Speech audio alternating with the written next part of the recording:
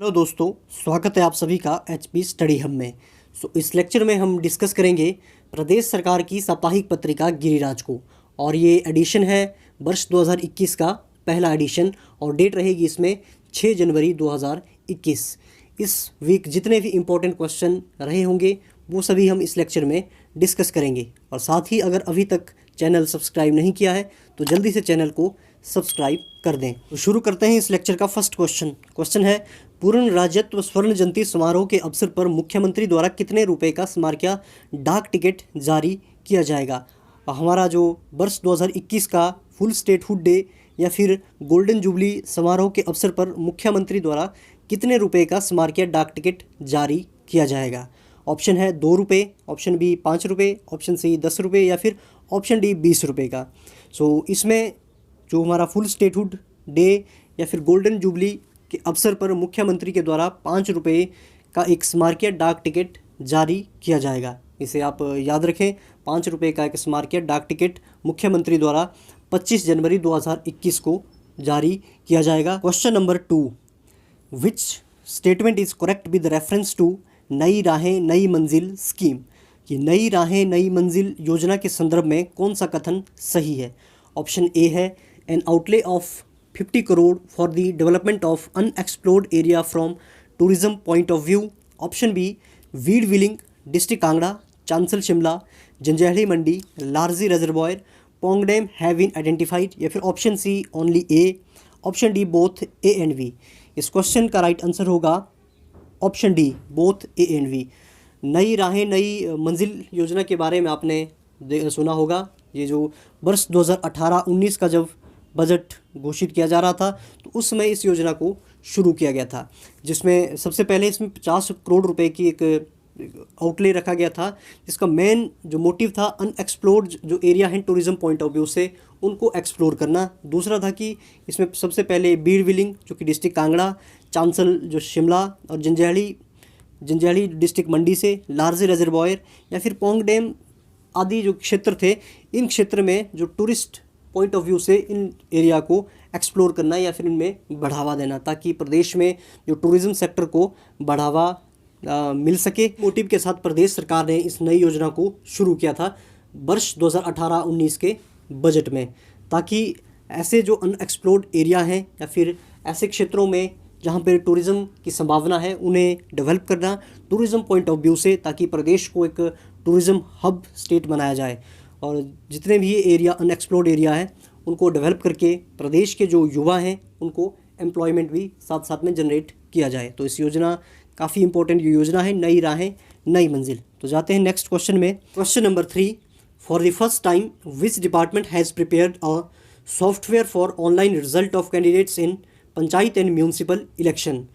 कि किस विभाग के द्वारा प्रदेश में पहली बार पंचायत व निकाय चुनावों में जो कैंडिडेट्स के इलेक्शन के रिज़ल्ट को ऑनलाइन किया जाएगा या फिर उसको एक सॉफ्टवेयर के थ्रू इसको ऑनलाइन किया जाएगा। पूछा है कि किस विभाग के द्वारा इस सॉफ्टवेयर को बनाया गया है। ऑप्शन है पंचायती राज, सेकंड है पुलिस डिपार्टमेंट, ऑप्शन सी है इलेक्शन कमीशन और ऑप्शन डी है ऑल। इसमें option A Panchayati Raj department बिल्कुल सही रहेगा। रिसेंटली पंचायती राज डिपार्टमेंट ने एक ऐसा सॉफ्टवेयर तैयार किया है जिसमें जो कैंडिडेट्स होते हैं पंचायत और म्यूनसिपल इलेक्शन में उनके रिज़ल्ट को ऑनलाइन मोड से शो किया जाएगा, जिससे कि रिज़ल्ट में आने वाली देरी को कम किया जाएगा और जल्दी ही कैंडिडेट्स के रिज़ल्ट को शो किया जाएगा। तो इसे आप याद रखें, जो पंचायती राज विभाग ने एक ऐसा सॉफ्टवेयर तैयार किया है जिससे जितने भी इन सभी कैंडिडेट के रिज़ल्ट को ऑनलाइन मोड से शो किया जाएगा। काफ़ी ये गर्व की बात है प्रदेश के लिए। इसमें फ़र्स्ट टाइम ऑनलाइन मोड पंचायतों और म्यूनसिपल इलेक्शन में भी यूज़ किया जाएगा। इस नई उपलब्धि से पहले भी प्रदेश ने टेक्नोलॉजी के फील्ड में काफ़ी उपलब्धियां हासिल की है, जिसमें कि सबसे पहले ई विधान जो कि बनी है देश की प्रथम फर्स्ट ई विधान सिस्टम हिमाचल प्रदेश में बना है। उसके बाद पेपरलेस कैबिनेट और थर्ड जो इम्पोर्टेंट है कि जो वर्ष 2020-21 का जो बजट पेश हुआ था विधानसभा में, वो देश का पहला पेपरलेस बजट था। इसे याद रखें, वर्ष 2020-21 का बजट हिमाचल प्रदेश का बजट देश का सबसे पहला पेपरलेस बजट है। इसके लिए जो ई गवर्नेंस के फील्ड में प्रदेश को काफ़ी राष्ट्रीय पुरस्कार भी प्राप्त हो चुके हैं, जो कि प्रदेश के लिए काफ़ी गर्व की बात है। सो रिसेंटली अभी पंचायती राज विभाग ने एक ऐसा सॉफ्टवेयर तैयार किया है तो जिसे जो कैंडिडेट होते हैं पंचायत और म्यूनसिपल इलेक्शन में, उनके रिजल्ट को ऑनलाइन मोड से शो किया जाएगा, तो याद रखें इसे। Number 4, water transport facility will be started between which two region of the state, कि प्रदेश के किन दो क्षेत्रों के मध्य जल परिवहन सुविधा आरंभ होगी। Option A Dharamshala and Salapad, Tattapani and Salapad, option C Pong dam and Bilaspur, या option D none of these. So इसमें ऑप्शन बी बिल्कुल सही रहेगा। रिसेंटली प्रदेश सरकार ने घोषणा की है कि तत्तापानी और सलापड़ के मध्य एक ऐसी जल परिवहन सुविधा आरंभ की जाएगी। इसके लिए प्रदेश सरकार ने NTPC national thermal power corporation के साथ एक MOU साइन किया है, जिसमें जो जेटीज़ का निर्माण होगा, जेटीज़ इसमें एक सामान्य सुविधा के साथ इन सभी जेटीज़ को बनाया जाएगा, जिससे तत्तापानी और सलापड़ के मध्य एक जल परिवहन योजना शुरू की जाएगी। तत्तापानी और सलापड़ के मध्य जो कसोल गांव में इस योजना को शुरू किया जाएगा, जो कि पूरी योजना बनेगी सतलुज रिवर के ऊपर। सो इसमें जो टोटल खर्चा होगा 2 करोड़ रुपए का इसमें टोटल खर्चा होने वाला है, तो इसे याद रखें। तत्तापानी और सलापड़ के मध्य एक जल परिवहन सुविधा आरंभ होने वाली है। इसके साथ ही प्रदेश ने प्रदेश के अन्य क्षेत्रों में भी इस सुविधा योजना को शुरू करने का विचार किया है, ताकि प्रदेश में टूरिज़्म को बढ़ावा मिल सके और रोज़गार के नए नए आयाम ढूंढे जा सके। सो इसे याद रखें आप। रिसेंटली जो तत्तापानी और सलापड़ के मध्य एक जल परिवहन सुविधा योजना जो शुरू होने वाली है, इसके लिए गवर्नमेंट ने MOU साइन किया है NTPC के साथ, जो कि बनेगी तत्तापानी से सलापड़ सतलुज रिवर के ऊपर। क्वेश्चन नंबर 5, कि which edition of the international film festival of Shimla was recently held in Shimla, कि हाल ही में international film festival of Shimla का कौन सा संस्करण शिमला में आयोजित किया गया। Option A 5th, 6th, 7th और 8th। सो इसमें ऑप्शन बी सही रहेगा। रिसेंटली 6th एडिशन हेल्ड हुआ international film festival of Shimla का, जो कि शिमला में आयोजित किया गया एक वर्चुअल मीडियम के दौरान। ये जो फंक्शन था ये 25-26 जो दिसंबर को ये आयोजित किया गया। इस फेस्टिवल में वर्चुअल मीडियम से टोटल जो 32 देशों की 136 फिल्मों ने इसमें भाग लिया। सो काफ़ी इम्पोर्टेंट ये हो जाता है कि रिसेंटली 6th एडिशन आयोजित किया गया international film festival of Shimla का, जो कि शिमला में आयोजित किया गया। क्वेश्चन नंबर 6, जिसमें पूछा है कि which of the following statements are correct about Swadesh Darshan scheme. Statement 1, the scheme is 100% centrally funded. Statement 2, tribal ministry launch the scheme. Statement 3, under this scheme 15 thematic circuits have been identified for development. और पूछा है कि स्वदेश दर्शन योजना के बारे में इनमें से कौन सा कथन सही है। स्टेटमेंट 1 पूछी है, यह योजना जो 100% ये केंद्र द्वारा पोषित है। दूसरा कि जनजातीय मंत्रालय ने इस योजना को शुरू किया है। तीसरी स्टेटमेंट पूछी है कि इस योजना के तहत विकास के लिए 15 विषयगत सर्किट की पहचान की गई है। इसमें इसका जो राइट आंसर आपको बताना है, ऑप्शन ए है statement 1 and 2, option B statement 1 and 3, option C है स्टेटमेंट 1, 2 एंड 3, या फिर ऑप्शन डी है ओनली 3। इसमें इस क्वेश्चन का राइट आंसर होगा ऑप्शन वी, जो स्टेटमेंट 1 और 3 इसमें बिल्कुल सही है। ये जो स्कीम की अगर बात करें, ये 100% जो सेंट्रली फंडेड है। और सेकंड जो ट्राइबल मिनिस्ट्री की अगर बात करें, इस स्कीम को ट्राइबल मिनिस्ट्री ने नहीं लॉन्च किया है, इसको लॉन्च किया है टूरिज़्म मिनिस्ट्री के द्वारा। सो इसलिए जो स्टेटमेंट 2 गलत हो जाती है। और इस जो स्कीम के तहत 15 ऐसे थीमेटिक सर्किट को आइडेंटिफाई किया जाएगा टूरिज़्म पॉइंट ऑफ व्यू से, या फिर उनका डेवलप किया जाएगा। तो अब बात करेंगे हम स्वदेश दर्शन योजना के बारे में। इस योजना को शुरू किया गया है वर्ष 2015 में, जनवरी 2015 में स्वदेश दर्शन योजना शुरू हुई थी। उस समय इसमें टोटल जो 5 सर्किट थे जिनको आइडेंटिफाई किया था डेवलपमेंट के लिए। फर्स्ट था हिमालयन सर्किट, सेकंड इसमें नॉर्थ ईस्टर्न सर्किट हो गया, थर्ड इसमें Krishna circuit, fourth Buddhist circuit और फिफ्थ कोस्टल सर्किट।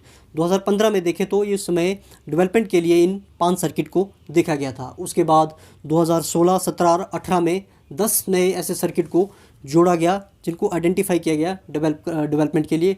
नेक्स्ट उसमें थे desert circuit, tribal circuit, eco circuit, wildlife circuit, rural circuit, spiritual circuit, Ramayana circuit, heritage circuit, Tirthankar circuit या फिर सूफी circuit.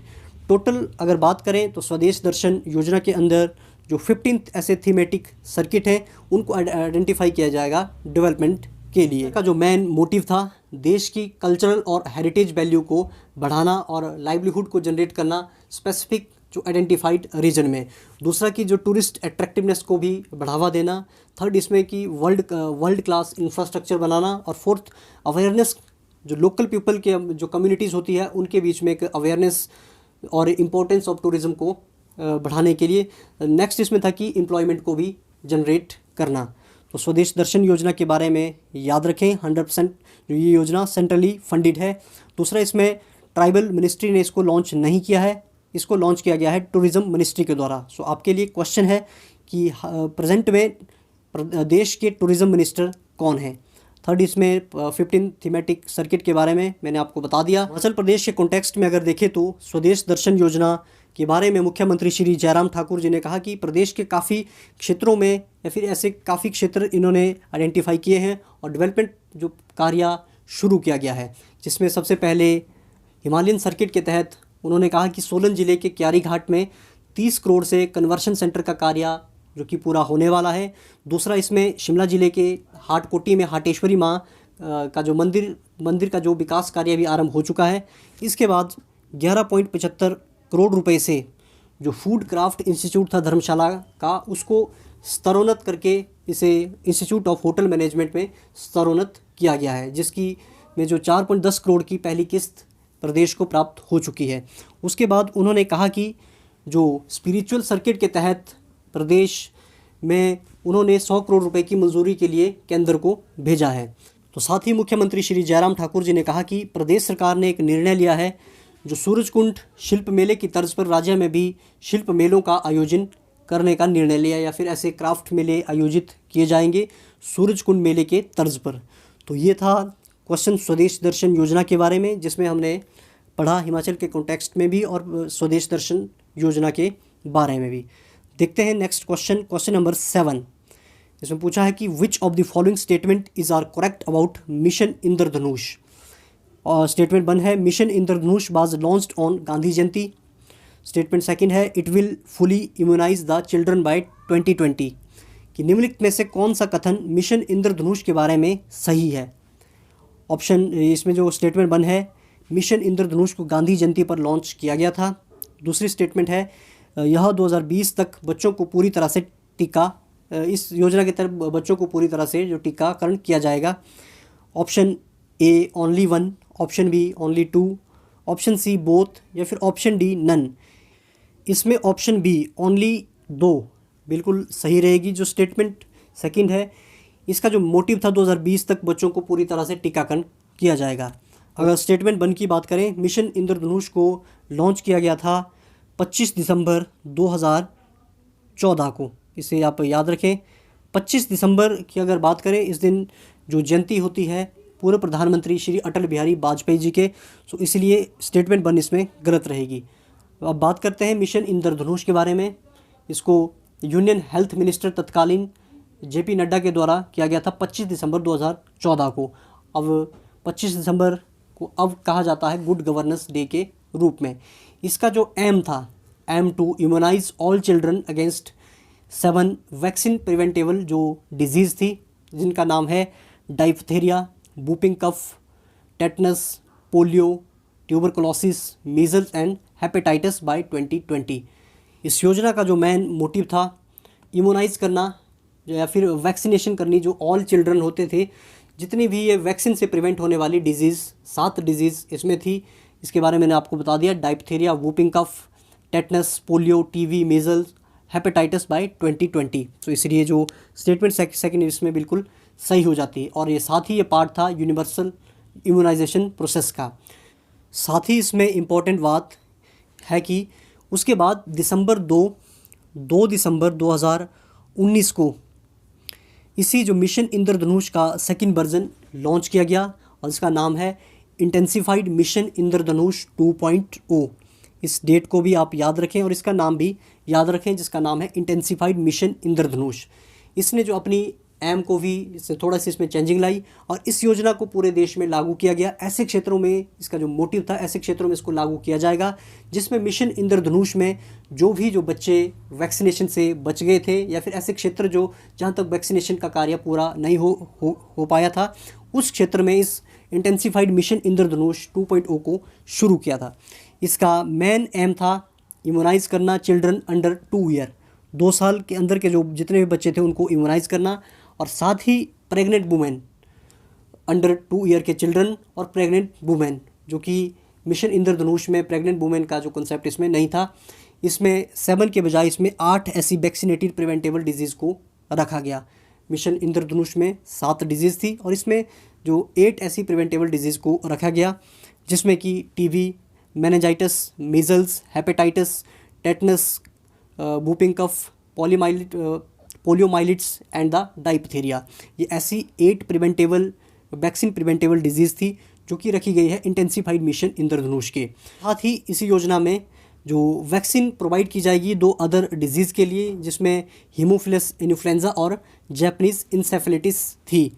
इनको भी इस योजना के अंडर कवर किया गया था। तो इसे आप याद रखें, इंटेंसिफाइड मिशन इंद्रधनुष 2.0। हिमाचल के कॉन्टेक्स्ट में अगर मिशन इंद्रधनुष के बारे में देखा जाए तो रिसेंटली हिमाचल प्रदेश को वैक्सीन के क्षेत्र में एक अग्रणी राज्य के रूप में रखा गया है, या फिर कह सकते हैं कि जो मिशन इंद्रधनुष के जितने भी टारगेट थे प्रदेश ने काफ़ी अच्छे से उनको फॉलो किया और 100% जो वैक्सीनेशन का जो टारगेट भी पूरा किया। तो इसीलिए प्रदेश को अग्रणी राज्य के रूप में रखा गया है।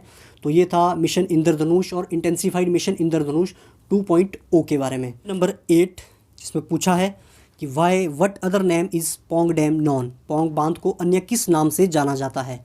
Option A Guru Gobind Sagar, option B Bhakra Nangal, option C Maharaja Ranjit Sagar, option D Maharana Pratap Sagar. इसमें ऑप्शन डी बिल्कुल सही रहेगा। पौंग बांध को अन्य नाम से जाना जाता है जो नाम है महाराणा प्रताप सागर। महाराणा प्रताप की अगर बात करें, जो कि रूलर थे मेवाड़ राजस्थान से।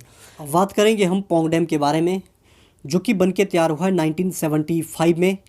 ब्यास रिवर पे इस डैम का निर्माण हुआ है तलवाड़ा डिस्ट्रिक्ट कांगड़ा में, जिसे आप याद रखें।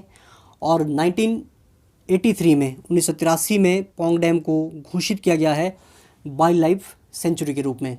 और इस डैम को बनाया गया है भाखड़ा ब्यास मैनेजमेंट बोर्ड के द्वारा, BBMB के द्वारा इस जो डैम का निर्माण किया गया है, जिसका नाम है महाराणा प्रताप सागर डैम। इस डैम की अदर खासियत ये है कि जो एक वर्ल्ड सेंचुरी है राजस्थान, उसके बाद पौंग डैम में रेड नेक जो ग्रेब पाए जाते हैं, या फिर माइग्रेटरी बर्ड के लिए पौंग डैम काफ़ी अच्छी जगह है। नेक्स्ट बात इसमें आप याद रख सकते हैं कि जो ईयर 2002 में पौंग डैम को डिक्लेयर किया गया है रामसर साइट के अंडर। प्रदेश में देखा जाए तो अभी तक कुल 3 ऐसी साइट हैं जिनको घोषित किया गया है रामसर साइट। फर्स्ट इसमें पौंग डैम हो गई, सेकेंड चंद्रताल और थर्ड इसमें रेणुका डैम। ये प्रदेश में 3 रामसर साइट हैं। रिसेंटली अगर देखा जाए तो पौंग डैम काफ़ी न्यूज़ में इसलिए है क्योंकि यहाँ पे बर्ड फ्लू नामक बीमारी काफ़ी मात्रा में फैल गई है, जिससे हम देखते हैं कि जो मृत पक्षियों की संख्या दिन प्रतिदिन बढ़ती जा रही है। तो ये था पौंग डैम के बारे में। Question number 9, recently an MOU was sign between the skill development corporation and which other department, कि हाल ही में कौशल विकास निगम और किस अन्य विभाग के मध्य एक समझौता ज्ञापन हस्ताक्षरित हुआ। ऑप्शन है परिवहन विभाग, पर्यटन विभाग, खेल एवं युवा विभाग, ऑप्शन डी डाक विभाग। सो ऑप्शन बी इसमें सही रहेगा। रिसेंटली पर्यटन विभाग और कौशल विकास निगम के मध्य एक समझौता ज्ञापन हस्ताक्षरित हुआ है। इस जो MOU का मेन मोटिव है प्रदेश में टूरिज़्म को बढ़ाना और साथ ही जो युवाओं को टूरिज़्म के प्रति एक कौशल विकास को भी बढ़ाना, या फिर टूरिज़्म के प्रति उनमें स्किल डेवलपमेंट को भी इम्प्रूव करना। तो इसलिए रिसेंटली पर्यटन विभाग और कौशल विकास निगम ने MOU साइन किया है। क्वेश्चन नंबर 10, कि हाल ही में किस राज्य के राष्ट्रीय सूचना विज्ञान केंद्र को भारत सरकार के digital India award 2020 innovation in महामारी श्रेणी में पुरस्कार प्रदान किया गया। आपने बताना है कि कौन से प्रदेश का राष्ट्रीय सूचना विज्ञान केंद्र है जिसको डिजिटल इंडिया अवार्ड 2020 जो कि दिया गया इनोवेशन इन महामारी श्रेणी में, या फिर कहें कि innovation in pandemic category. Option है option A NIC Delhi, NIC Haryana, NIC Rajasthan, option D NIC Himachal Pradesh. इसमें ऑप्शन डी NIC या कहें national informatics centre Himachal Pradesh को अभी प्रोवाइड किया गया digital India awards innovation in महामारी या फिर पेंडेमिक कैटेगरी में इस अवार्ड को दिया गया। तो इसे याद रखें, NIC या फिर national informatics centre Himachal Pradesh को इस अवार्ड को दिया गया सैंपल कलेक्शन मैनेजमेंट सिस्टम के लिए। इसे याद रखें, NIC हिमाचल प्रदेश को ये जो डिजिटल इंडिया अवार्ड 2020 प्रोवाइड किया गया सैंपल कलेक्शन मैनेजमेंट सिस्टम में। इसमें जो man innovation in pandemic category में इस अवार्ड को दिया गया NIC या national informatics centre Himachal Pradesh को। इस लेक्चर में हमने डिस्कस किए प्रदेश सरकार की साप्ताहिक पत्रिका गिरिराज के टॉप 10 इंपॉर्टेंट क्वेश्चंस। अगर आपको लेक्चर पसंद आया तो उसको लाइक करें, कमेंट करें और शेयर करें। साथ ही चैनल को सब्सक्राइब करना ना भूलें। इस लेक्चर की PDF फाइल आप डाउनलोड कर सकते हैं हमारे टेलीग्राम चैनल से, जिसका लिंक आपको मिल जाएगा डिस्क्रिप्शन बॉक्स में। अभी के लिए इतना ही। मिलते हैं नेक्स्ट लेक्चर में नई वीडियो के साथ। तब तक के लिए अपना ख्याल रखें, स्वस्थ रहें। नमस्कार।